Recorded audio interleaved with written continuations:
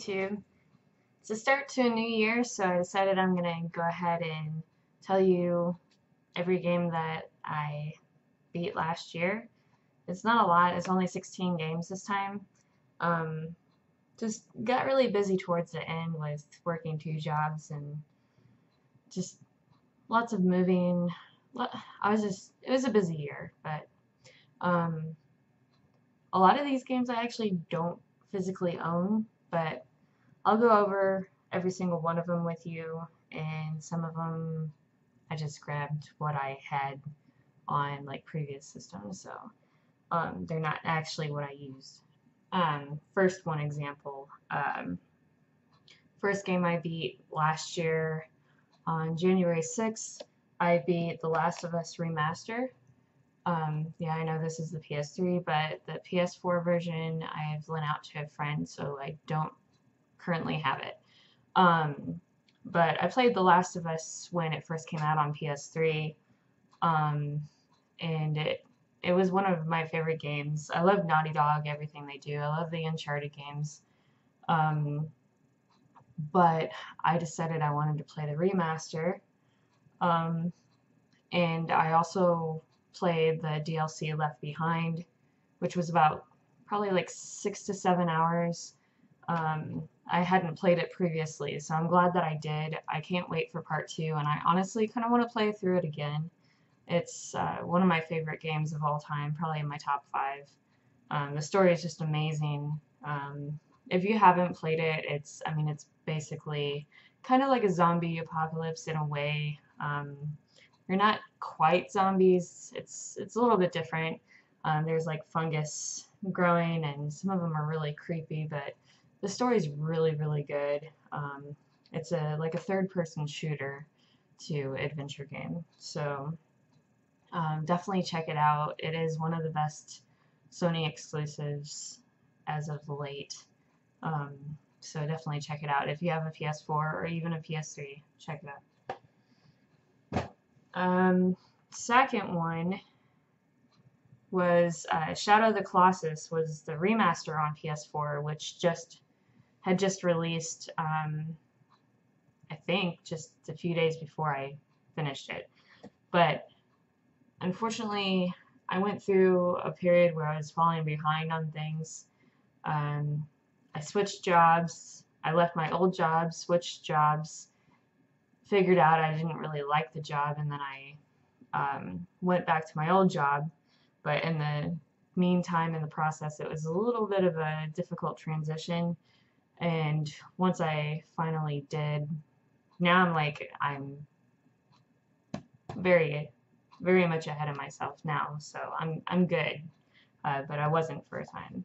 But Shadow of the Colossus, this was one of my favorite games on PlayStation 2. I had it. It was like one of my first games I owned. But it's kind of like I think there's 14, 15 different colossi, I guess you would say. And you pretty much you climb all of them and try to defeat all of them. And the controls are a little wacky on the game. They didn't really improve them that much, but the graphics are even more beautiful than they were for a PS2 game. It's awesome. Even on PS2, the graphics are amazing. But the controls are a little weird. It's still the same.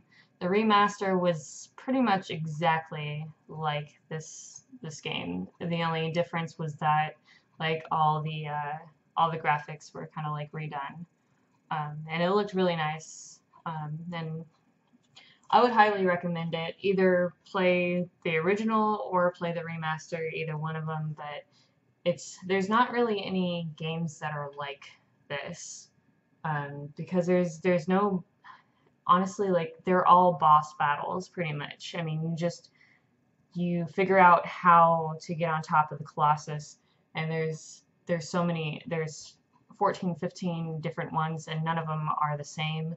Like the first one is this guy here. So you pretty much I guess, to give a little bit of a spoiler, stab him in the foot, and then he kneels down, and then you climb up. Usually if they have like any fur on them, you can hang off the side, kind of grab onto their fur and start climbing. Or like even like if he, there's another way, like if he tries to smash you with this and it gets stuck, or then you can jump onto this real quick and run up and try to get on top of him, and his weak spot is on top of his head. They all have a weak spot, and you have to find the weak spot, and you have to climb to get to it. And some of them are like lizards that climb on walls. There's one that flies around in the air. There's one that swims underwater. There's like this, I don't know if he breathes fire, but it is like a snapping turtle that like blows shit at you, and you've got to get him on top of the geyser so he can like flip over, and then you have to jump on top of him, and it's really cool. And there's not really too much to the story, but it is kind of sad. But I would highly recommend it. Either version's great. So there's also a remaster on PS3 too, if you don't have a PS2 or PS4. Third one, I don't have any physical copy for, but it was one of our Game Club's picks. Game Clubs is our group on Facebook where we play a different game every month, and there's a lot of games that I didn't think I would like, and we played them, and they ended up being some of my favorites. A lot of hidden gems, a lot of things that I wouldn't normally pick up, or things that have just sat on my shelf for a long time, and I didn't really have an excuse to really pick them up, I guess, and start playing them, because there's so many other games I've got too. But anyway, the third one was Limbo. That one's like an indie game, side scroller. It's black and white, and you're like this little boy that's like stuck in a dream, like a nightmare or something, and you're trying to go through like it's kind of like there's like a forest, there's like a giant spider that tries to kill you, and you die a lot. Like, it's really hard. I think it's only like 5 or 6 hours long, but I died a number of times. And it's very kind of dark for a cartoony type game. There's a lot of blood, a lot of limbs falling off, a lot of really dark images, and it's only rated T for teen. I thought it was more like mature for some of the stuff that was in there.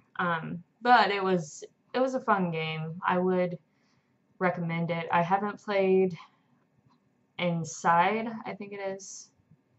I think Inside is, yeah, Inside's like a similar game to it, but I haven't played that one. I know there is a physical release of Limbo, and Inside is like a dual pack that you can get. And then my fourth one was Assassin's Creed Origins. I borrowed this from my roommate, and I had heard a lot of great things about it because it's like open world Assassin's Creed, which, to be honest, most of them were open world to an extent. Well, all except for like the first two, for the most part. But this one was set in Egypt, and I do like Egypt, so that it was pretty cool. Although it was a little too long for an Assassin's Creed game for me.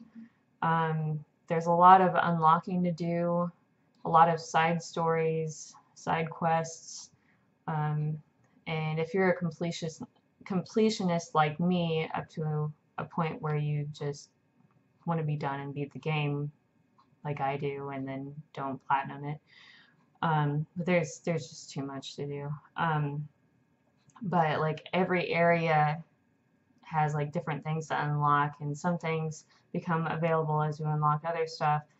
And anytime I see something on the map that I haven't finished until I move, like before I move on to the next like state or section.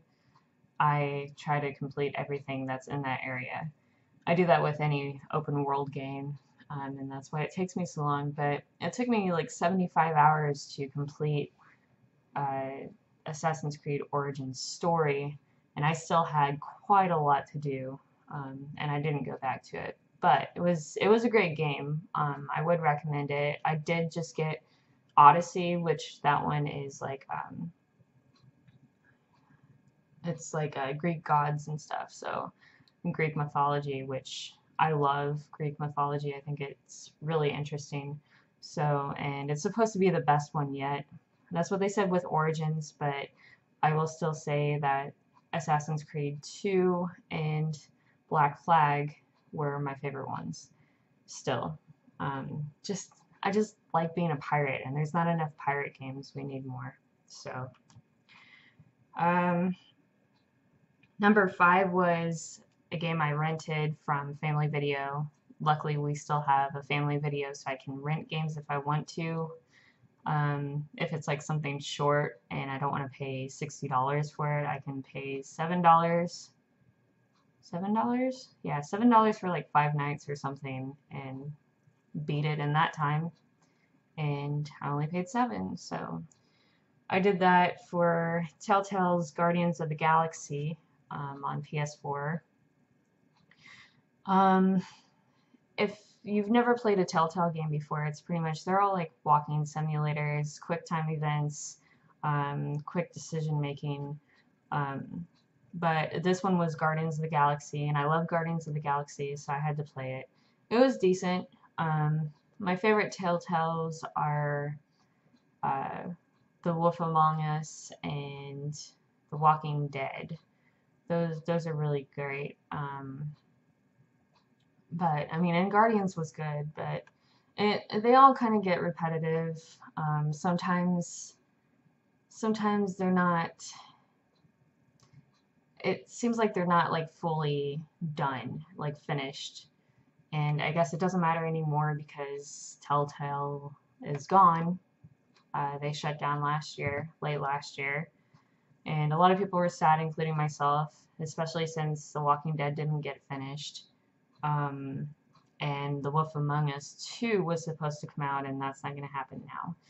So that really sucks. But, I mean, if you like Telltale games, the Guardian of the Galaxy one is pretty good, so I mean, if you can find it for cheap, which a lot of the Telltale games, the physical copies are probably going to go up in price, just FYI, because of this whole thing. Number 6 is Among the Sleep, which was also a game I rented at Family Video. This one was also an indie game. I think it was probably about 4 hours long, and you're this, yet again, a kid stuck in a nightmare. This one's more like a toddler. The graphics, the visuals were quite a bit different than Limbo, though. Pretty much, I don't really remember too much about it. It was kind of creepy. It was a little weird. But you're like this toddler and you crawl through everything. And it's got like some weird physics and weird controls. And there's not really any fighting or anything, but you do have to hide from some of the monsters later on in the game, and it gets kind of scary. But if you like indie games and you like weird stuff like that, then go ahead. I don't really know how to explain it, honestly. I would just look it up. I would put something like in the corner if I had something other than Movie Maker is the video editing service I use because it's free and it's very basic, and I don't really have a lot of patience for video editing, to be honest. But my 7th one was Halo 2 on Xbox. Previously finished Halo Combat Evolved on Xbox, original Xbox. several years ago because it was a game club's vote, and I think Halo 2 was also one of our game club's votes for this year or last year now. But oh, here it is. I mean, not like anybody doesn't know what Halo 2 looks like, but you'd be surprised. But everybody says that this is the best Halo. Not everybody, but a lot of people do. And I will agree with like probably the multiplayer, which I played years ago with my friends, split screen, and it was pretty fun. I liked it. But I had never gone through the campaign until recently. And the story was a lot better in 2 than the first one. However, I do think that the gameplay and a lot of the levels were a lot better in the first one. I don't know. I didn't like this one as much as I liked the first one. That's for sure. But it's still a great game, and if you haven't played the Halo series, I know there's a lot of shit that gets talked about, especially the later versions, but they're really great campaigns, and they're some of the best first-person shooters I've played. So I definitely would if I were you. And number 8 was Uncharted: The Lost Legacy. I am a huge fan of Uncharted, and I played like through 4, probably like 6 times the year it came out. Honestly, it was mainly to get the platinum, which I didn't end up getting because I didn't play any multiplayer. But this is actually a pretty good game. I think it was probably about 8 hours long. It wasn't too long, but it also wasn't like incredibly short either. And for the price, I think it's probably only like $20 now. So if you like the Uncharted games, even if you haven't played any Uncharted games, you can play this. You're going to enjoy it more if you've played the other ones. Definitely play Uncharted if you do start with the other ones. Start at 1 and go to 4 because the story is fantastic and you're not going to enjoy it if you skip the story. So, but this one, it doesn't really matter. It's kind of like an in-between game anyway. But you play as Chloe and Nadine. I could not remember her name for the life of me, but it plays exactly the same as the other Uncharted's. There's a little more open world at one part than the other ones, because most of the Uncharted games are pretty linear. And it's like a third-person shooter too, but the story was pretty good. It's not the best Uncharted, obviously, but it's still great. And I hope they make more, but let's see. And then the 9th one was a digital download, so I don't have it. This one was kind of like, it was supposed to be a demo, but I think it was like maybe 2 to 3 hours long. It wasn't very long at all, but I still counted it anyway. But The Awesome Adventures of Captain Spirit, which is like a prequel to Life is Strange 2, which I still haven't tried yet. I think they only have the first episode out, but I love Life is Strange. I know it has supposedly nothing to do with the original Life is Strange or Beyond the Storm. But it was okay. It's kind of like walking simulator as well, just like the Telltale games, but I do prefer any of the Life is Strange or any of the Quantic Dream games, because they just seem to be a little bit better at storytelling and they're more fluid in their gameplay. Number 10 was like honestly the best game in my opinion, and quite a few others apparently, because it got Game of the Year. So God of War on PS4, which I don't own, but I borrowed from a coworker after I had rented it because the guy at GameStop was like, you're gonna want to pre-order God of War. I'm like, I don't know. I mean, you know, I've played a little bit of the God of Wars before, and I like them. But when I saw the video at E3 before it released, I was like, this looks a little too much like The Last of Us, and you know, like it's, you know, obviously a PS4 game, which honestly isn't a bad thing. But a lot of them seem to be going in the same sort of direction as far as gameplay and graphics go. So I wasn't too sure. I was like, you know, it might be okay. But I went ahead and I rented it, and oh my God, it was so good. And I was like, what should I do? Because I really want to buy this game. I don't really want to spend $60 because I was still struggling at the time. You know, my coworker's like, well, hey, like, I just beat it. Do you want it?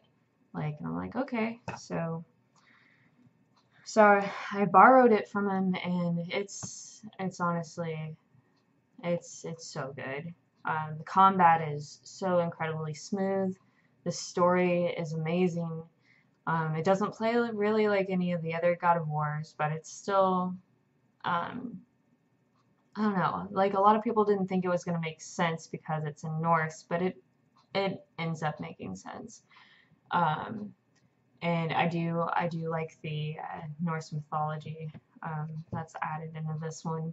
It's just so cool. The combat is just like blew me away. Like it honestly, it's not even like it's easy at all because when you first start out, you're like, I don't know what the heck I'm doing. But the boss battles, everything was just so crazy. Yeah, it definitely deserved Game of the Year, and I've played pretty much all of the ones that were nominated, um, all except for Fortnite, if that was nominated. I don't know. I don't play multiplayer games. I did try Monster Hunter, but I couldn't get into that. Uh, yeah, God of War, just amazing, amazing game. One of the best games. Um, and then number 11, I'm not showing because it's disc only, so I'm not gonna go get that. But it was Injustice: Gods Among Us. This one was a Game Club's Game of the Month game as well. It's pretty much, it's like all the DC characters in like a fighting game. Just like an arena fighting game. And it was actually pretty good, and the story wasn't too bad. I do like a lot of DC animated movies, and I do sometimes prefer some of the DC stories. And I mean, I can't really say that I like the live action movies that much because they're not really the greatest, but I don't know. I just really like DC otherwise. And the story was pretty cool. I liked it. Of course, I mean, it was probably only like 5 hours long. But there were plenty of levels.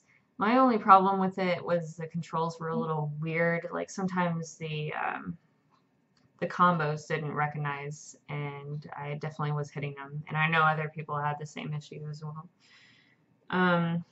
But I didn't play the like the remastered version on PS4. I played it on PS3. So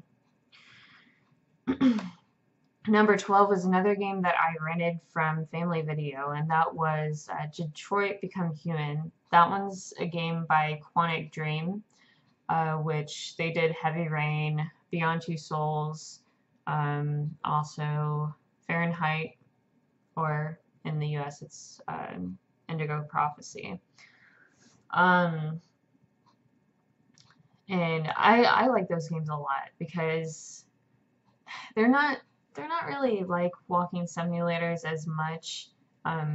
There's a lot of quick time events, but you really gotta think quick on some of these. And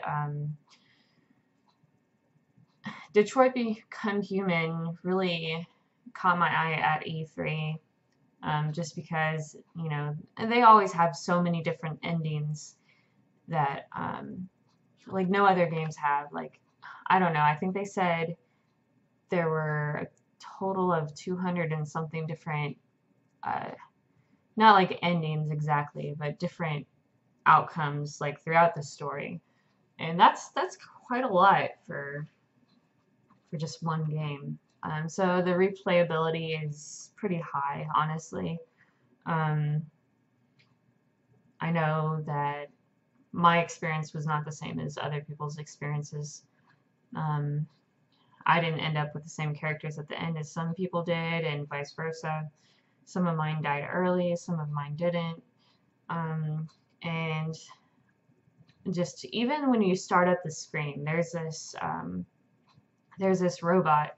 The whole thing with Detroit Become Human is pretty much all these robots that live in the world, and they're starting to think for themselves, you know. It's kind of like Blade Runner, and I love Blade Runner, so of course I like this game. They're starting to think for themselves, and they want to be like kind of like accepted as people, and people aren't having it. And so there starts to become a war between the robots and the humans. But anyway, in the main menu, there's a robot, and as you progress through the story, she kind of like talks to you, and depending on what kind of decisions you made, she either like becomes your friend or doesn't become your friend. And she like kind of like personally talks to you while you're just like, if you're not doing anything in the menu, like she'll just stand there and then just make small talk with you. And it's kind of weird the way she communicates, and it just kind of blew me away because it felt really like realistic, like she was actually talking to me. I don't know, but it's only probably about like 13, 15 hours long. But I definitely recommend it. It was also, I think it was probably my second favorite game of last year. The story was amazing. And then number 13, I decided to go ahead and play Halo 3, which honestly I think this one's my favorite. The gameplay was amazing, the music was amazing, and it's just, the story was actually really good in this one. This one felt a lot more like what 1 felt for me. So definitely give this one a go. And this one was the Game Club's Game of the Month, and I wasn't too sure at first, and a lot of people really hated it, but I actually kind of liked it a lot. And that was Lord of the Rings, The Fellowship of the Ring. Now, this one doesn't follow the movies at all, it follows the book. So, I don't know, which, honestly, I haven't read the Lord of the Rings books, but I love the movies, and I read The Hobbit, but I didn't read the Lord of the Rings. But it kind of reminds me of Fable in a way. I mean, everyone knows what Lord of the Rings is, but it's not very long. It's probably about 6 hours long. Controls are a little weird, but I don't know. If you like Lord of the Rings, definitely give it a go. I kind of want to play through like the other Lord of the Rings games and like the Harry Potter games and all those now too.